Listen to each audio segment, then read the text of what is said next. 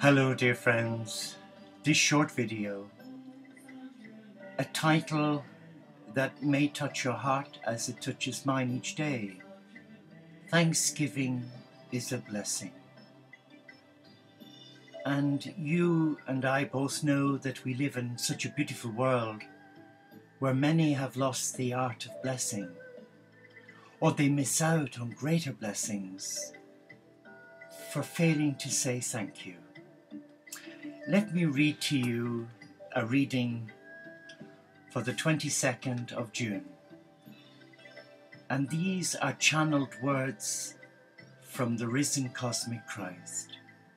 Thank me for the very things that are troubling you. You are on the brink of rebellion, precariously close to shaking your fist in my face.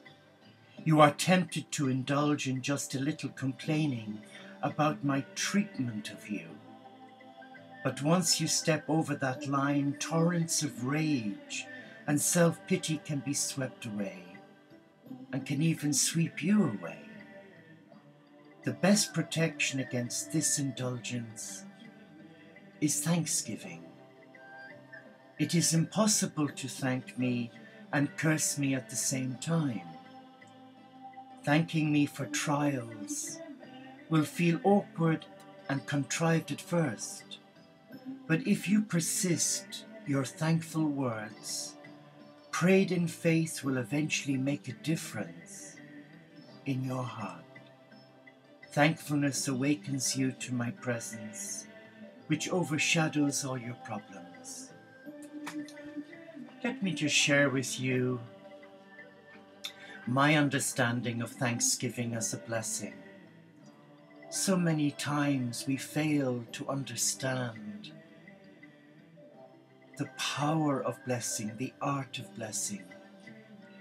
And it's all held within those simple two words, thank you. And it's not easy to thank God for situations that we are in, which ail us, trouble us, challenge us. For example, over many, many years, 38 years, having nursed, I guess I had a pretty good introduction to the sort of trials that the human race can endure. But in the latter 12 years of my nursing career as a palliative care nurse specialist, I was truly overwhelmed by the blessings I received from patients who were dying. They would thank you for the simplest little things, like their mouth was dry and dirty, so you automatically cleaned their mouths, applied some honey or some glycerine. You'd put a straw in a little cup and you'd offer them some cordial, and their eyes would light up because they didn't want to trouble you, because they knew that you were busy, short-staffed, but you could feel the blessing coming from them into your heart.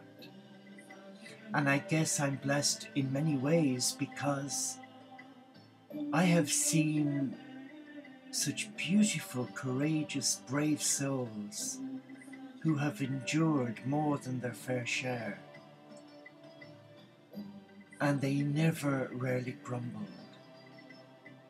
The ones who often did the most grumbling, shouting, abuse at the staff were those who clearly had a lot of guilt, a lot of unresolved issues in their life, many of whom it turned out had no belief whatsoever, except a belief in the me culture, the self.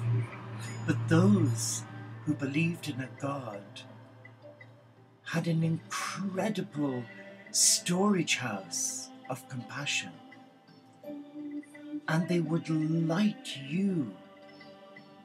They would touch your heart in the face of their adversity with their art of thanksgiving, and they would thank you for things that many would just overlook or take for granted, such as the patient whose mouth was dirty and dry and they found it difficult to swallow because they were so dry in their mouths and along their gullet, but when you cleaned it and offered them a small drink, that was like for them winning the lottery. They were so thankful that they didn't have to ask you and put pressure on you. I have such wonderful memories. And each day I thank God for those wonderful people who touched my life in my 38-year nursing career. I shall never forget them. I may not remember their name, but I remember their face, and I remember the gifts they brought to my life.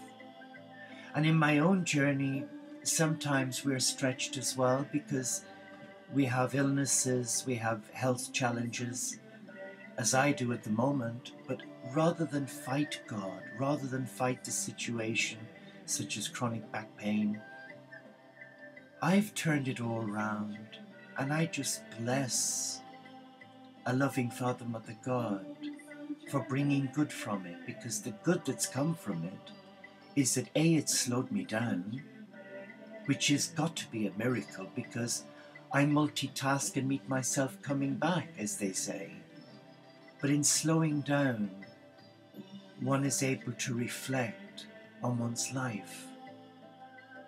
Reflect on the good things that has happened, not the bad things.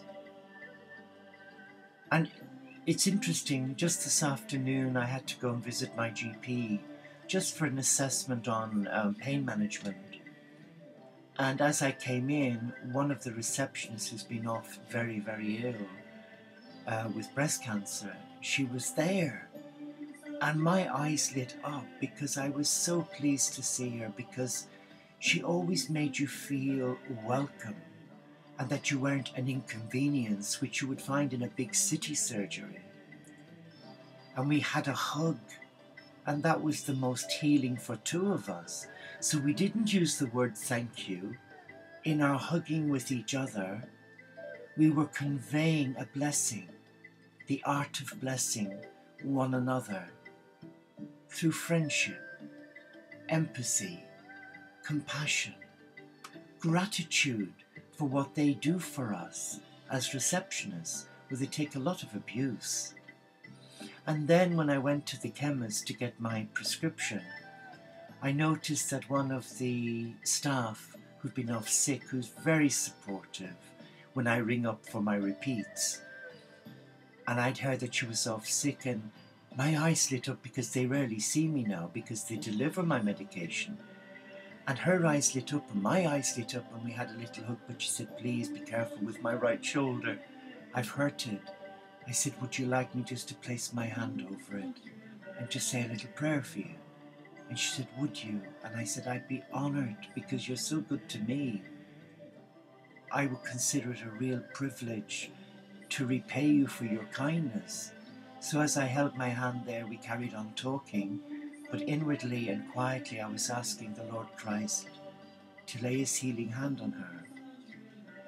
And her eyes lit up, and I said, are you okay? She said, oh, the warmth from your hand, it's good. I said, is the pain easing? She said, oh, it's wonderful. I said, well, if you need any help, you know where I am, but I hope I haven't embarrassed you. She said, no, I'm so pleased that you called in. And it's things like that that sometimes we miss out because we're so busy in our life. We're busy to say thank you. We're busy to show appreciation.